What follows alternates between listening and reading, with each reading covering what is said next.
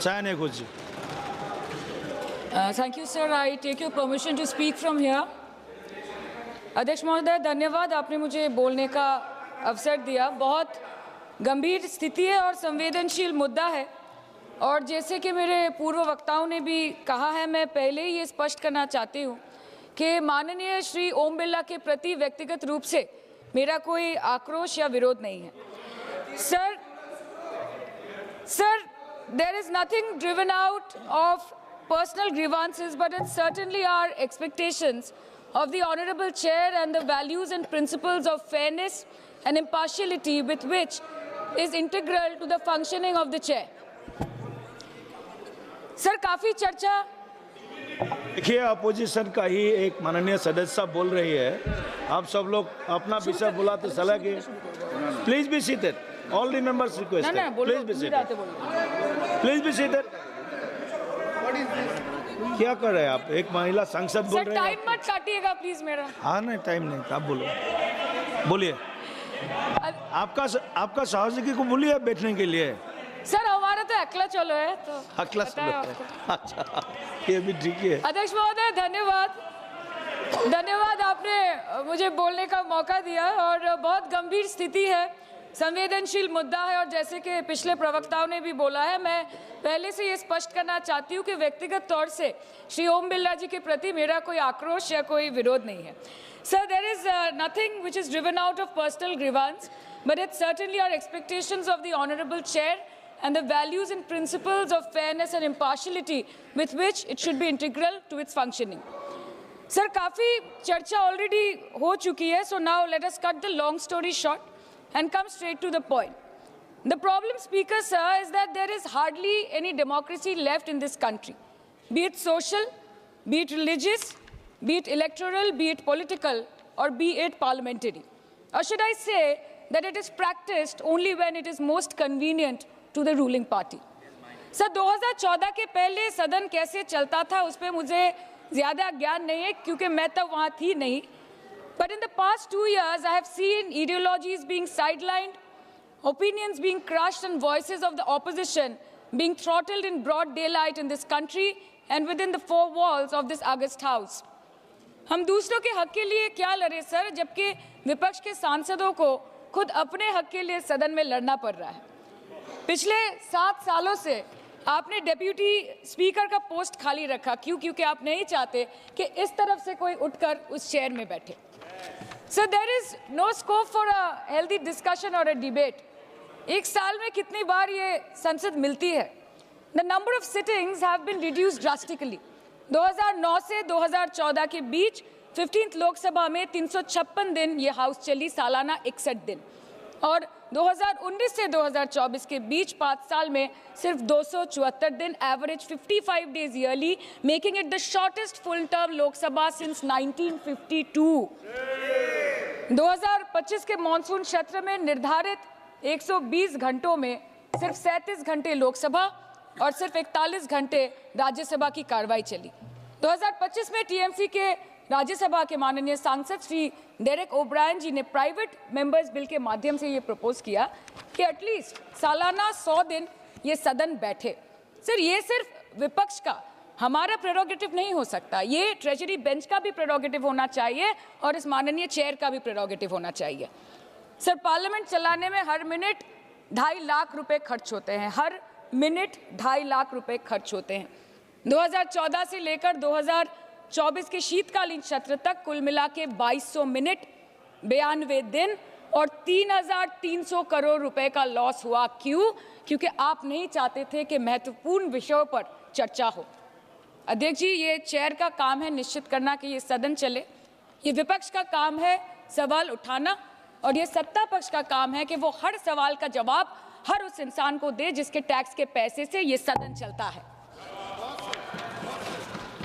परंतु ये बोलते हुए मुझे खेद है कि सरकार ने इस देश के पॉलिसी मेकिंग प्लेटफॉर्म को अपना एडवर्टाइजमेंट पोर्टल बना दिया है, and they are the opposition and this august house to blow their own whistle, and they are trying to parliamentary democracy by rendering institutions toothless. Sir, CAG reports बनना बंद हो गई है. The number of CAG reports tabled in Parliament has reduced from 53 in 2015 to merely 18 reports in 2023. Public accounts committee का काम क्या है sir? अगर रिपोर्ट्स ही नहीं बनेंगी, टेबल्ड ही नहीं होगी, तो पब्लिक अकाउंट्स कमेटी में जाएंगे कैसे, स्क्रूटिनी भी कैसे होगी? How will the parliament and the people of this country know about the irregularities, the wasteful spendings, inefficient contract management and substandard project implementation taking place in this country every day in each department? You have completely eliminated the concept of transparency and accountability. The BJP government merged the 92-year-old independent railway budget with the union budget 2017. जब हमारी honourable CM माननीय ममता बनर्जी यहाँ की railway minister थी, तो तब पूरे देश के लोगों को अवगत करती थी कि रेलवे के क्षेत्र में इस देश के किस कोने में क्या काम हो रहा है, चाहे वो स्टेशन हो नए नए या नए रेल हो या फिर नए कितने सारे इंजन्स बने, कितने सारे रेलवे की गिनती बढ़ गई, कोचेस की, सबको पता चलता था। और आज यूनियन बजट में रेलवे जैसे एक इम्पॉर्टेंट कमोडिटी जिसके साथ देश के 20 से 30 करोड़ लोग ऑन अ डेली बेसिस जुड़े हुए हैं, उसका शब्द, उसका नाम तक लिया नहीं जाता। आप ओवरनाइट रात के 12 बजे 1 बजे बिल्स लेकर आते हैं, और सामान्य बिल्स नहीं सर, बिल्स जो लोगों का वर्तमान और उनके भविष्य के साथ डायरेक्टली जुड़े हुए हैं। फार्म लॉज, वक़्फ़, BNS, the Constitution 13th Amendment Bill 2025, which says removal of ministers on detention, changing Manrega to VBG Ramji, and you expect us to read, research, review and rise to speak on it within 12 hours of it being brought? Sir, these bills, these legislations require attention to detail. They need to be thoroughly researched. Sir हम करें भी तो करें क्या, जाए भी तो जाए कहाँ? आधे से ज़्यादा बिल तो इस सदन में बिना चर्चे के पास हो जाता है। Sir, over the last 10 years, more than 67% of the budget has been guillotined. Between 2019 and 23, about 18% of the union budget was voted out on without discussion. In 2023, the entire union budget, and in 24-25, 89% of the budget was passed without discussion. एक साल चुप बैठने के बाद opposition के दबाव में आकर आप मणिपुर पे चर्चा करने पर मजबूर हुए, और किया भी तो कब, रात के 2 बजे जब देश सो रहा था। आप चाहते हैं कि हम ये सब देखें और इस सदन में चुप रहे। बंगाल के हक का 2 लाख करोड़ बाकी है। हर दिन कोई नया कमीशन, कोई नई एजेंसी आ जाती है राज्य सरकार और रूलिंग पार्टी को डिस्टर्ब करने। इलेक्शन कमीशन के बलबूते पर लाखों करोड़ों वोटरों का नाम काट रहे हैं आप, और आप बोलते हैं कि हम इस सदन में आवाज ना उठाएं, इसका विरोध ना करें। आज SIR के चलते पूरे देश में 150 से ऊपर लोगों की मौत हो गई। BLOs ने आत्महत्या कर ली। आम आदमी को चिंता से, डर से दिल का दौरा आ गया। 105 साल की बूढ़ी माई से लेकर व्हीलचेयर पे बैठा एक विकलांग भाई तक, गर्भवती महिलाओं को हियरिंग के लाइन पे घंटों दर घंटे आपने खड़ा करके रखा। मतदाताओं के पहचान को, इस देश के मतदाताओं के पहचान को, 100 साल से इस देश को अपना घर, इस धरती को अपनी माँ समझने वाले हर धर्म, हर समुदाय के लोगों के आत्मसम्मान को दिन दहाड़े अपने पैरों तले कुचलने का काम किया है आपने, और आप कहते हैं कि हम विरोध ना करें और हम चुप बैठे। सर बाहर विरोध करते हैं तो FIR होगा, ED CBI होगी, कार्रवाई होगी, और सदन के अंदर प्रोटेस्ट करें तो सस्पेंड कर देंगे। सर हमारे साथी आज भी मकर द्वार पे बैठे हैं बाहर सस्पेंड होके। 2023 के विंटर सेशन में 141 ऑपोजिशन MPs को एक साथ सस्पेंड कर दिया गया था, और करने के बाद भारतीय न्याय संहिता लेकर आए एक नया क्रिमिनल लॉ जो पूरे देश के क्रिमिनल कोड के प्रोसीजर को बदल देता है, जो स्टेट्स के लॉ एंड ऑर्डर को डायरेक्टली अफेक्ट करता है। सर बाहर भी बुलडोजर चलाएंगे और सदन के अंदर भी बुलडोजर चलाएंगे। सर ऐसा नहीं होता है। ये ताकत की बुलंदी भी पल भर का तमाशा है सर, कि ये ताकत की बुलंदी भी पल भर का तमाशा है। जिस डाल पे बैठे हैं वो टूट भी सकती है, जिस डाल पे बैठे हैं वो टूट भी सकती है। इसलिए ख्वाब जरूर देखिए, लेकिन ख्वाबों में घर बना के रहने की गलती मत कीजिएगा। सर आज 303 से ज्यादा MP आपके हैं, 2000 से ऊपर MLA आपके हैं, 21 राज्य आपका है। हर डिबेट, हर डिस्कशन, हर बिल पे बोलने के लिए 70% वक्त आपको मिलता है। मीडिया आपका, सब उनका है।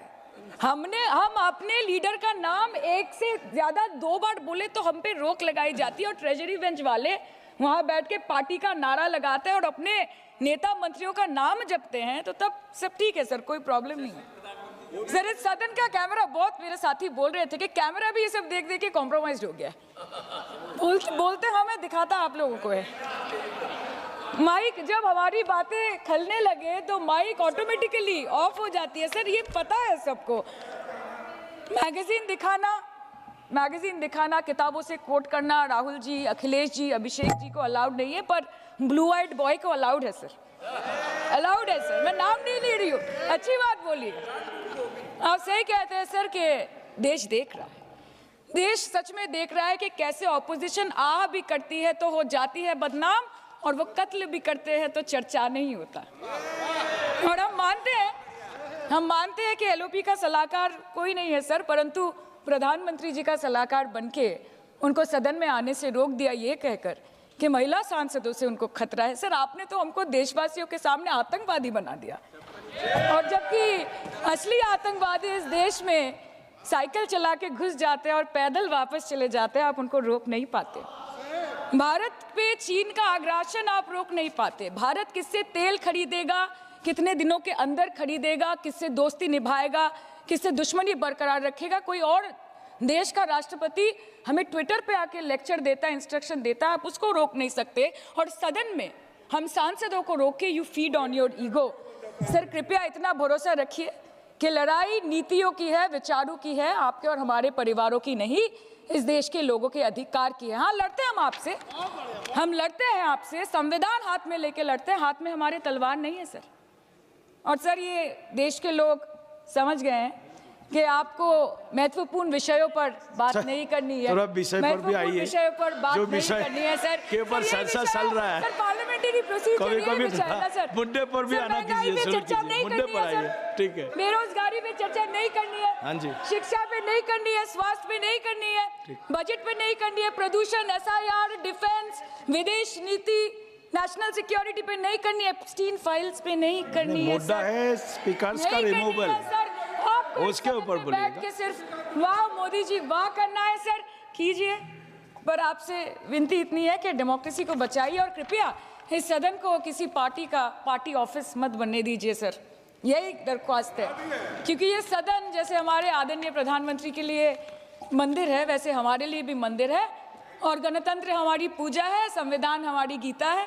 और इस मंदिर में बैठ के अगर कोई झूठ बोले और गीता पे हाथ रखे, कोई अन्याय करे, तो sir all India Trinamool Congress जो इस देश की 3rd लार्जेस्ट ऑपोजिशन है, that will surely not pander or surrender to your step motherly or should I say step fatherly attitude। अंत में अध्यक्ष महोदय मैं पुनः ये कहना चाहती हूँ कि ओम बिरला सर से व्यक्तिगत रूप से मुझे कोई भी विरोध नहीं है, और मुझे ये बुरा लग रहा है कहते हुए कि मैं पहली बार की सांसद हूँ और मेरे पहले टर्म में उनके विरोध में मुझे ये अविश्वास और अनास्था प्रस्ताव लाना पड़ रहा है। मैं चाहती हूँ कि उनकी चेहरे की हंसी सदैव बरकरार रहे, और इसी संदर्भ में मैं एक शेर कह के अपनी बात खत्म करना चाहती हूँ कि तू लाख बेवफा है मगर सर उठा के चल, कि तू लाख बेवफा है मगर सर उठा के चल, दिल रो पड़ेगा तुझे पशेमान देखकर। Thank you so much. Thank you. Honourable members, ET